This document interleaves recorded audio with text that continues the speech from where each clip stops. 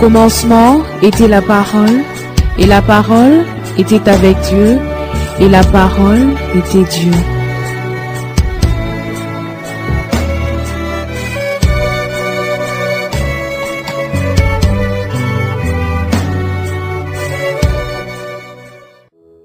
À Josué, Josué, sache que j'ai la même force qu'hier.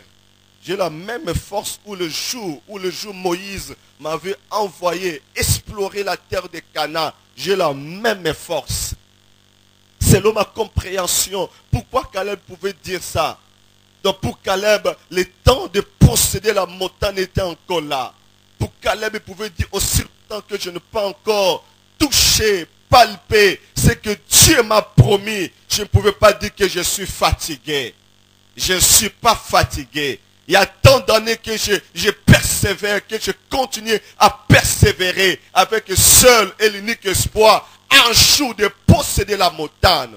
Parce qu'il disait en lui-même, cette montagne ne sera pas seulement pour moi, Caleb, mais aussi pour mes enfants, aussi pour ma postérité.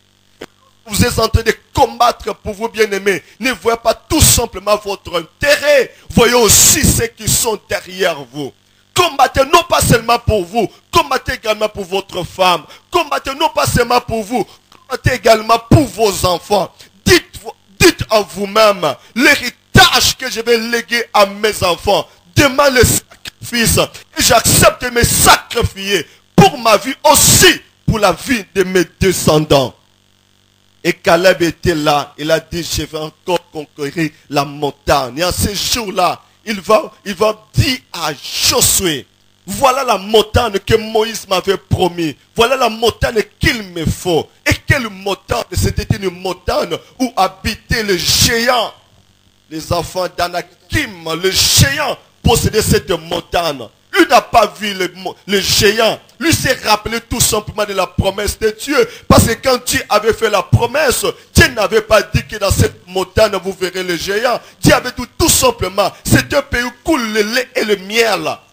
Et l'homme de Dieu a saisi la révélation. Moi je vois le lait et le miel, je ne vois pas le géant.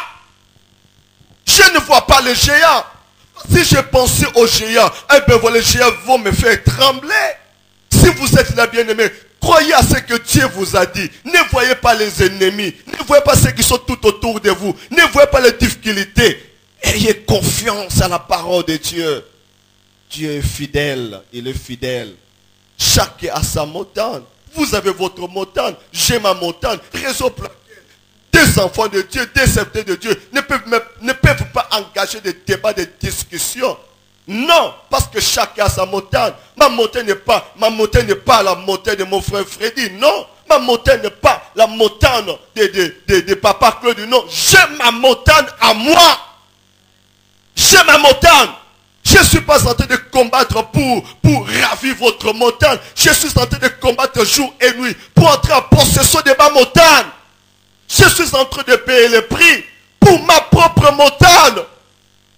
La montagne, un jour que je vais léguer à mes enfants, je suis en train de combattre pour ma propre montagne. Et je dirai à quelqu'un ce soir, vous êtes comme une mangue verte dans un arbre. Et laisse-moi vous dire, mangue verte, vous qui êtes là, n'enviez pas s'il vous plaît cette mangue mûre. N'enviez pas cette mangue mûre. Cette mangue qui attire l'attention de tout le monde. C'est question de temps et de circonstances au côté de la paix. L'avantage pour vous, c'est que tous deux, et la mangue verte et la mangue mûre, vous êtes dans un même arbre. C'est ça l'avantage. Même arbre mûr et non mûr. Oh, c'est question de temps. Cette mangue qui a mûri aujourd'hui, il aura fallu des temps, des jours et des jours. Et un jour, ben voilà. Bamanga no c'était là comme Kolomo côté. Bamanga no c'était comme Kolomo côté. Et sengele butu moyi eya butu moyi eya un jour eteli. Na convié au te passe que ça manga oyote là, ngape na côté là. Na côté là un jour. Et peut-être vous tel que vous êtes là, vous êtes une mangue mûre. Oteli mokokwe maboko ya shega boki libango koyi. Mais peut-être un jour, yo ko atterrir na mesa ya gambela te, na mesa ya nzanza te, yo kene na regard atwa mona yo. Oh manga kitoko, yo ya regal. Ne yo ko suka wate, oza manga tellement kitoko un jour, il y aura un homme blanc qui viendra. Non, vends-moi ces manguiers, j'aimerais importer ces mangues. Combien de fruits ne consommons-nous pas dans ce pays? Viens d'ailleurs. Oh, ma fille, et quoi, terri namboka mososo. Ça, c'est le merveille de Dieu. C'est ce que notre Dieu sait faire. Raison pour laquelle vous qui êtes présents en ce lieu, tout ce que je peux vous demander ou vous exhorter ce soir, persévérez. Ne lâchez pas. Persévérez. Dieu aime la persévérance.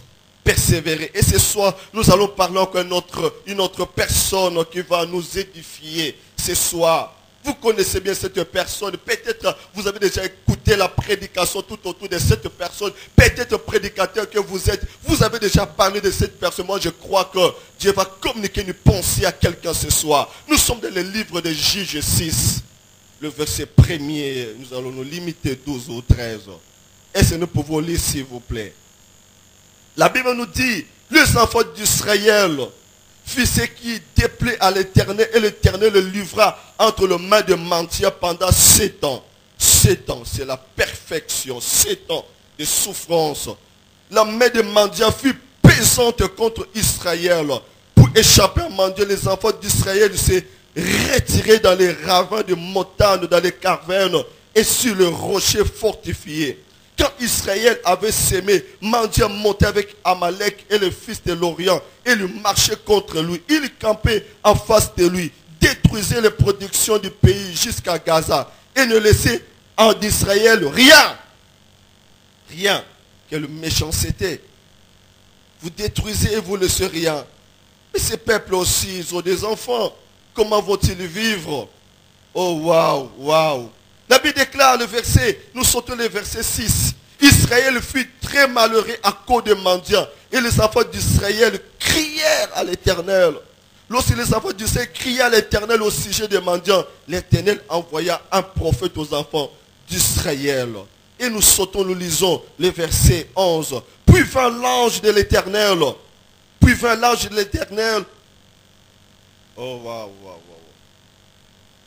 Est-ce que nous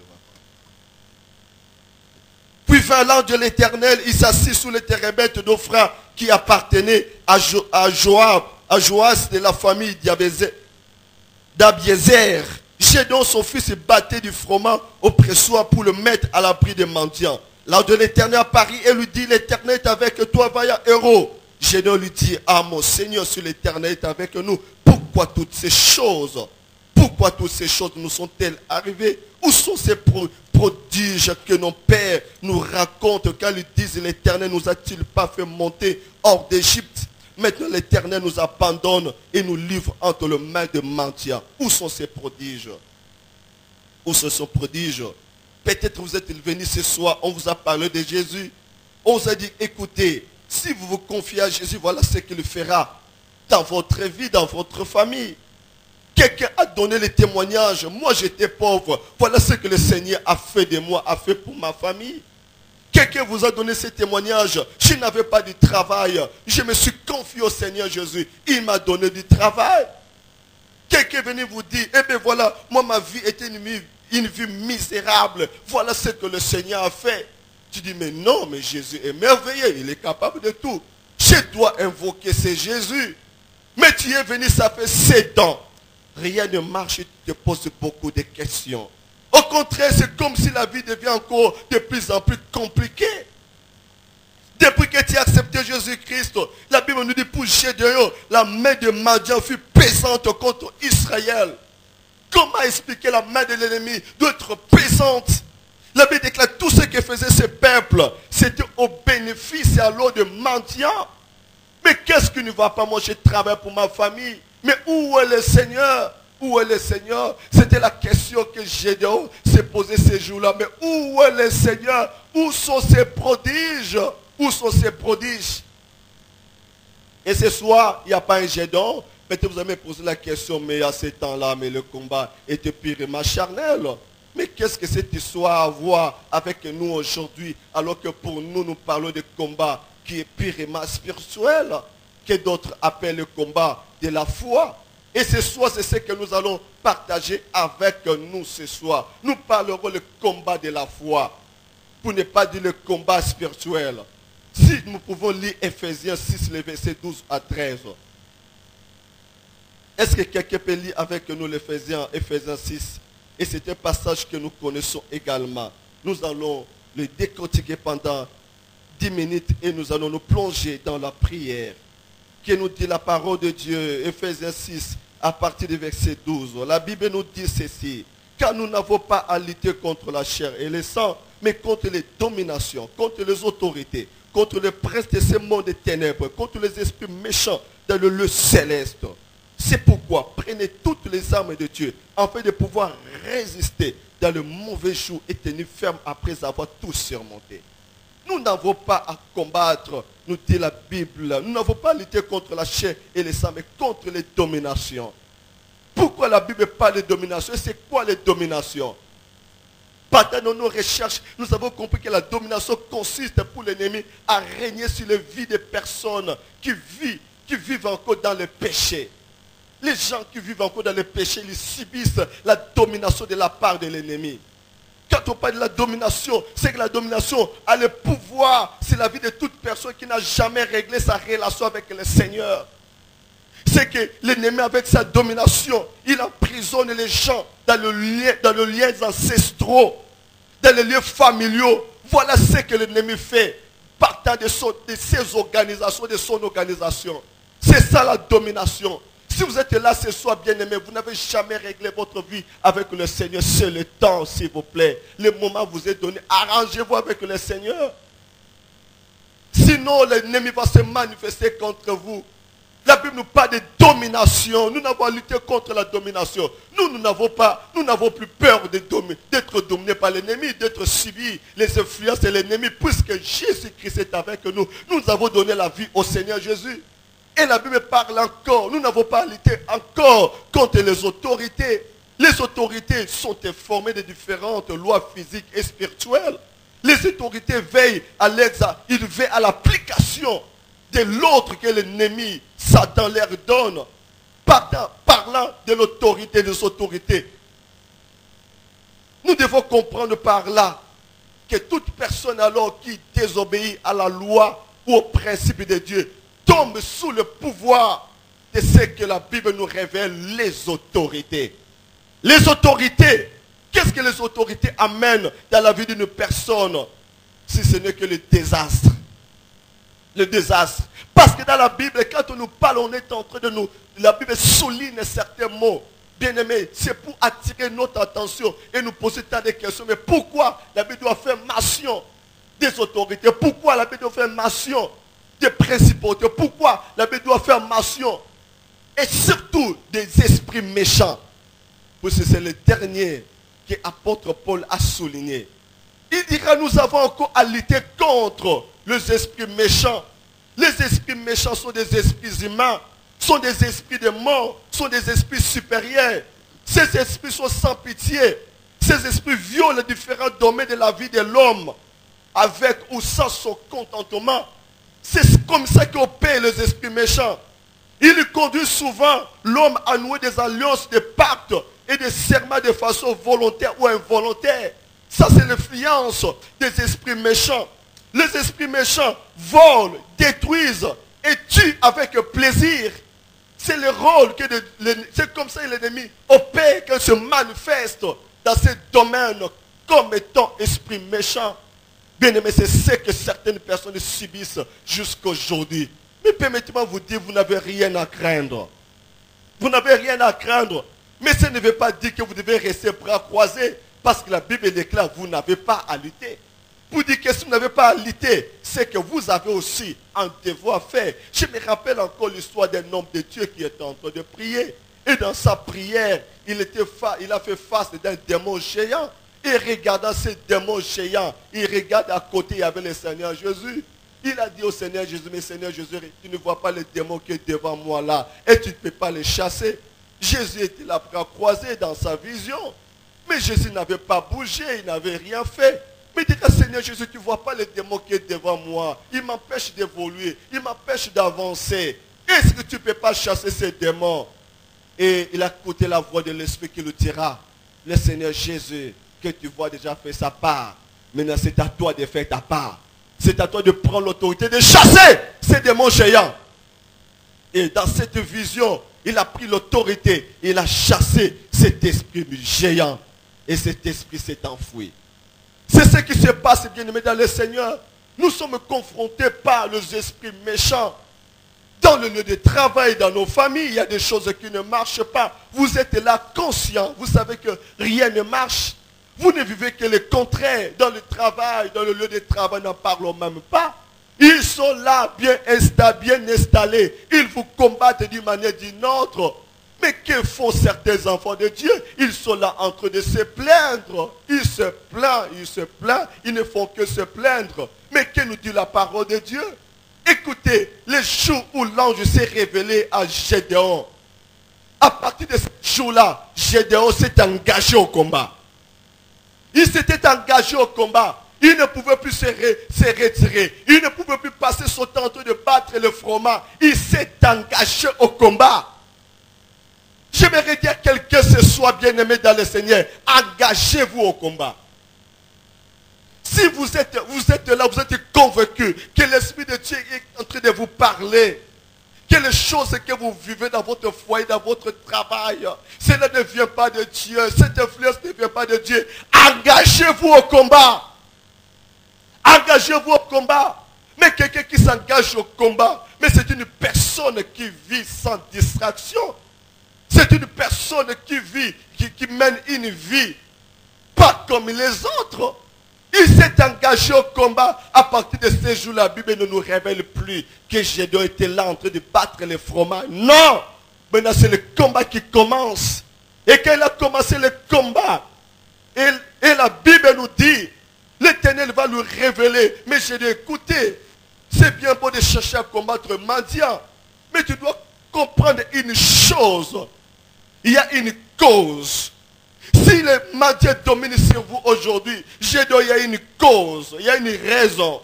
Et cette raison n'est rien d'autre que c'est ta famille. C'est ton père qui est idolâtre. C'est ton père qui a placé une statue au milieu de votre village, de votre pays, de votre contrée. Et tu dois détruire cette statue. Tu dois détruire ce qui empêche ma gloire de se manifester dans votre vie, dans votre foyer, dans votre pays. Gédéon s'est engagé au combat. Il a dit, même si mon père qui est responsable, même si mon père qui a fait ça, je m'en fiche. Moi, je dois chercher à trouver la solution. Je dois faire en sorte que la solution soit trouvée et que tout le monde en soit bénéficiaire. Gédéon s'est engagé au combat. Et la Bible nous dit, il est arrivé à détruire ce que son père avait érigé. Il a détruit, il avait opéré pendant la nuit. Il s'est engagé. Et je dirais à quelqu'un ce soir, c'est bien beau de chercher à combattre les démons, les sorciers de votre famille. Mais interrogez le Seigneur, parle avec le Seigneur, dis à Dieu, Seigneur, est-ce qu'il n'y a-t-il pas les préalables avant que je puisse m'engager au combat? La Bible nous dit, invoque-moi et je te répondrai. Je te montrerai des choses cachées, des choses que toi tu ne connais pas. Toi tu ne vois que les démons, toi tu ne vois que les sorciers. Mais ta propre vie, interroge d'abord le Seigneur. Dieu, est-ce que tu me reproches de rien par rapport à ma marche, par rapport à ma consécration? Est-ce que tu me reproches de rien? Bien aimé, vous savez, l'ennemi, quand il opère et qu'il est en difficulté de détruire la vie d'un enfant de Dieu, il s'arrange toujours pour pousser l'enfant de Dieu à commettre certaines failles. Là où il y a des failles, c'est là où l'ennemi profite pour entrer au parlant de failles, nous pouvons comparer les failles comme étant les portes d'entrée. L'ennemi ne peut jamais entrer dans une famille. L'ennemi ne peut jamais détruire la vie de celui qui a accepté Christ comme Seigneur et Sauveur. Ces derniers n'a pas laissé certaines portes ouvertes. Et parler de portes ouvertes, nous avons des types de portes. Il y a des portes dont nous avons la responsabilité d'y veiller. Mais d'autres portes que lui-même vient avec une ruse pour pouvoir y pénétrer par force. Et par rapport à cette porte dont vous avez la responsabilité de veiller, c'est cette porte-là où le Seigneur nous donne aussi la capacité, la force de pouvoir y résister, de pouvoir refuser certaines choses qui viennent de l'ennemi. Oui, bien-aimé, Gédéon, ces jours-là, Dieu lui dira, Gédéon, ne te précipite pas pour aller combattre le maintenant. Ne te précipite pas, Gédéon. Ça ne va pas dans ton entourage. Ça ne va pas dans ta famille. C'est ton père qui est responsable de tout ce qui vous arrive. Tu es en train de condamner moi, le Seigneur, Gédéon. Tu es en train de me dire, mais Seigneur, où sont les prodiges que nos pères nous ont parlé autrefois? Gédéon, ce n'est pas moi le Dieu qui est responsable de ton malheur. Gédéon, ce n'est pas moi ton Dieu qui est responsable de ce qui t'arrive. Il y a une raison, Gédéon. Si toi tu es innocent, tu n'as rien fait, mais dans ta maison, il y a quelqu'un qui a fait quelque chose de mal. Ce qui empêche ma gloire de se manifester, de s'exploser dans votre famille, Gédéon. C'est ton père. C'est ton père. C'est ton père. Dieu est-il en train de parler à un homme, à une femme ce soir? Quelle est la raison? Qu'est-ce qui bloque votre bénédiction? N'avez-vous pas la responsabilité? Jugez-vous vous-même comme la Bible déclare. La Bible dit, si ton cœur te condamne, Dieu est plus grand que ton cœur. Est-ce que quelque part, tu n'as pas laissé la porte ouverte et que l'ennemi a profité pour y entrer et aujourd'hui est en train d'opérer? C'est bien beau de chasser les démons. Si vous demandez à tout le monde de chasser les démons, mais vous verrez comment les gens se mettent debout en mouvement de gauche à droite en train de chasser les démons. Mais il arrive des fois, l'ennemi vous regarde comme ça. Tu chasses qui? Tu chasses qui toi? Et qui va partir? Qui va partir? Jésus pouvait dire un jour, je sais que le prince de ce monde vient, mais il n'y a rien de lui à moi. La force d'un enfant de Dieu, c'est de dire, je sais que l'ennemi est là, mais il n'y a rien de lui à moi. Mais est-ce que ce soit quelqu'un peut dire, peut se lever pour dire, il n'y a rien de l'ennemi à moi? Que part Dieu nous reproche la vie de pédicité. Alors quelque part, Dieu nous reproche de l'égoïsme. Tu partages difficilement. Pour toi, non, Bissoa, il est aux Aponanga, le Botanangaï. Mais bien, me penser d'abord à cette veuve de Saripta. La Bible déclare le peu qui lui restait là. En ce jour-là, l'homme de Dieu se présentait, il a dit, sers d'abord moi et toi, ça sera après. Il n'a pas dit, il n'y a que ça qui me restait, je ne peux pas partager. Il a donné à l'homme de Dieu. Et la suite, c'était le miracle. Y a-t-il pas la haine en vous? Y a-t-il pas la calomnie en vous? Ne vivez-vous pas avec des ennemis, des rancunes? Et voulez vous mettre là pour combattre l'ennemi? Je disais un jour, on ne peut jamais combattre l'ennemi avec les armes de l'ennemi. Non! On ne combat pas l'ennemi avec ses propres armes. Et c'est une stratégie de l'ennemi. C'est une stratégie de l'ennemi. Gédéon! Il y a quelqu'un qui est responsable de ces malheurs. Ne t'apprends pas à moi, ton Dieu, Gédéon. C'est ton Père. Et Gédéon, la Bible déclare ces jours-là. Il s'est lancé, il s'est engagé. Et même si mon Père, je m'en fiche. Je m'en fiche. Sachez que bien aimé dans le Seigneur, alors que chaque enfant de Dieu, qu'il veille ou pas bien aimé dans le Seigneur, chaque enfant de Dieu est impliqué dans le combat spirituel. Même si vous ne combattez pas l'ennemi, lui vous combat. C'est ça, c'est ça. Il y a des gens qui vivent une vie chrétienne comme si l'ennemi n'existait pas. Il existe, vous le combattez ou pas, lui vous combat. Sa spécialité, c'est de vous combattre. Vous n'avez rien fait, il vous combat. Lui, c'est comme ça. Son objectif, c'est de conduire tout le monde, de vous rendre la vie tellement difficile et que vous puissiez renoncer à la foi chrétienne et que tous ensemble, vous puissiez aller. La Bible déclare dans le lieu qui a été préparé pour le diable et ses anges. Parce que l'enfer n'a pas été créé pour les enfants de Dieu, nous-mêmes non plus pour les créatures de Dieu. La Bible a bien souligné, aller dans le lieu qui a été préparé pour le diable et ses anges. Voulant ou pas, l'ennemi vous combattra toujours. Même si aujourd'hui vous remportez la victoire, demain attendez-vous un autre combat. La vie chrétienne, c'est une vie de combat éternel, une vie de combat perpétuel. On sera toujours combattu. Il sera toujours derrière en train de nous combattre. Ne demandez pas de cesser le feu. Il y a beaucoup de gens qui cesser le feu. Donc, tu me compliques tellement que ça va cesser le feu. Donc, pour une solution, je me rappelle encore une femme d'un homme de Dieu. Son mari exerçait le ministère de combat spirituel.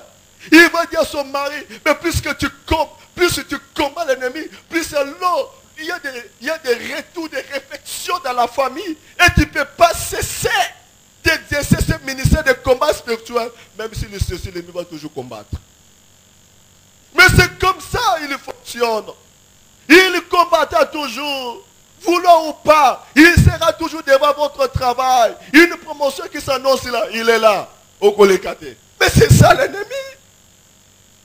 Le mariage va venir. Wow, écoutez, le mariage arrive. Il est là. Tu ne peux pas te marier. Lui, il combat toujours. La promotion, non. Tu ne seras pas promis. Il combat toujours. Le travail, tu n'auras pas le travail. Tu vas rester chômeur. Il combat toujours. C'est ce qu'il fait. Si nous nous fatiguons de le combattre, mais lui ne se fatigue jamais à nous combattre. Ce sont les enfants de Dieu qui se fatiguent. Aujourd'hui, il prie, demain, il lâche, il se repose un peu. L'ennemi, lui, ne se fatigue jamais. Et comme l'ennemi ne se fatigue jamais, j'ai dit pour ma vie, je m'engage de combattre l'ennemi jusqu'à la fin de mon séjour ici-bas. Engageons-nous, bien-aimés dans le Seigneur. C'est mon exhortation ce soir. Engagez-vous comme Gédéon. À partir de ces jours-là, il a changé de stratégie. Il dira plus jamais ne sera comme avant. Ce n'est plus le temps de se plaindre. Mais c'est le temps pour moi de me lever et de combattre mendiant. Et c'est ce que Gédéon a fait. Et nous connaissons la suite de cette histoire. Nous connaissons la suite de cette histoire. Est-ce que nous pouvons prier ce soir, bien-aimés? Est-ce que nous pouvons prier ce soir? Loin de moi de vous culpabiliser à ce que vous puissiez faire l'examen de conscience de comment vous marchez avec le Seigneur. Mais tout ce que je peux vous dire, bien-aimés, c'est important. C'est important avant de combattre l'ennemi, de s'examiner soi-même, de voir comment on conduit sa propre vie. S'il faudra arranger, arrange avec le Seigneur. Parce que le Seigneur sera avec toi lorsque tu combattras l'ennemi selon ses règles. Et non pas sur les règles de l'ennemi. L'ennemi fixe les règles. Tu veux me combattre, moi l'ennemi, je te donne mes propres armes. Combat-moi avec la haine. Comme ça, avec la haine, tu me vaincras jamais. Combat-moi avec la jalousie. Comme ça, avec la jalousie, tu prendras jamais le dessus sur moi. Combat-moi avec l'arme. Comme ça, avec cette arme qui m'appartient, jamais tu vaincras. Oui, bien aimé, j'aimerais que nous puissions prier ce soir. S'il vous plaît. Même si vous refusez de combattre l'ennemi, lui combat toujours. Il est là en train de combattre. Il a dit. La Bible dit à son sujet. Il rôde tout autour. Il rôde, il ne se fatigue jamais. Vous le chassez aujourd'hui, demain il est là. Vous le chassez le lendemain. Le jour suivant il se présente. Il a un seul objectif. C'est de vous décourager. Il a pour mission dérober, détruire, égorger. S'il ne vole pas, il va détruire. S'il ne détruit pas, il va égorger. Oh bien-aimé, l'ennemi n'a-t-il pas volé quelque chose dans votre vie? L'ennemi n'a-t-il pas détruit quelque chose dans votre vie? L'ennemi n'a-t-il pas tué, égorgé quelque chose qui vous appartenait pour vous paralyser? Mais ce soir, j'aimerais que quelqu'un puisse s'élever comme un Gédéon. Qui puisse dire, en Jésus, je suis plus que vainqueur. J'aimerais que quelqu'un puisse s'élever aujourd'hui, ce soir, pour dire, comme je comprends que c'est la ruse de l'ennemi, c'est l'ennemi qui est derrière cette complication, la complication dans ma santé, la complication dans mon travail, la complication dans mes fiançailles. On fixe date sur date, on va de commune en commune. Il n'y a rien d'espoir. Ce soir,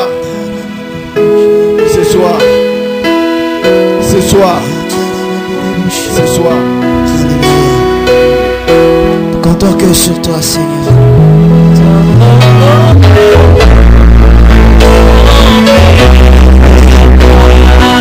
Jésus.